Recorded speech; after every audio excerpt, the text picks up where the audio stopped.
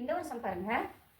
அசல் தொகை ரூபாய் 10,000 ஆனது 15% ஆண்டு வட்டியில் 3 ஆண்டுகளுக்கு கிடைக்கும் கூட்டு வட்டிக்கும் தனி வட்டிக்கும் இடையே உள்ள வித்தியாசம் காண்கன்னு சொல்லி கேட்டிருக்காங்க.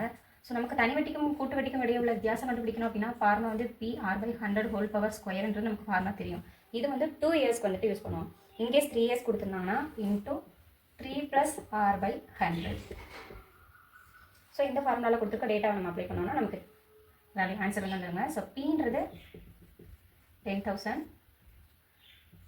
இந்த இடத்துல Rன்றது 15, Nன்றது 3. ஸோ இந்த ஈக்குவேஷன் அப்படியே நம்ம வந்துட்டு அப்ளை பண்ண போகிறோம். Pன்றது 10,000 இன்ட்டு Rன்றது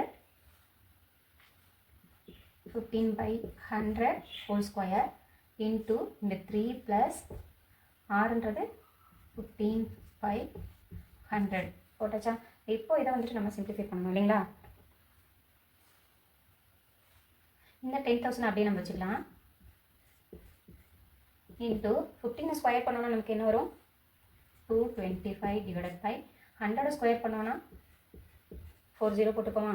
ஸோ நெக்ஸ்ட்டு இதை ரெண்டே நம்ம கிராஸ் மல்டிப்ளை பண்ணோம்னா 100 × 3 300, 300 + 15 315 / 100.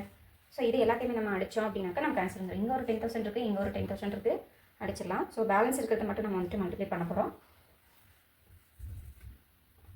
225,315 இதை வந்து நம்ம மல்டிப்ளை பண்ணோம் அப்படின்னாக்கா நமக்கு 70875 அப்படின்னு சம்திங் வந்து நமக்கு கிடைக்கும். ஸோ இந்த ஆன்சரோட டிவைட் பண்ணணும், 100 டிவைட் பண்ணோம் அப்படின்னாக்கா ஒரு 2 டிஜிட் தள்ளி புள்ளி வச்சுக்கலாமா? ஸோ 708.75. ஸோ இதுதான் இதுக்கு உண்டான கூட்டு வட்டிக்கும் தனி வட்டிக்கும் இடையே இருக்கக்கூடிய டிஃப்ரென்ஸ் எவ்வளோ அப்படின்னாக்கா 708.75 ரூபா தான் வந்துட்டு அதுக்கு உண்டான டிஃப்ரென்ஸாக இருக்கும். ஸோ இந்த வீடியோ உங்களுக்கு புரிஞ்சிருக்கும்னு நினைக்கிறேன். நெக்ஸ்ட் வீடியோக்கு என்னோட சேனலை சப்ஸ்கிரைப் பண்ணுங்கள்.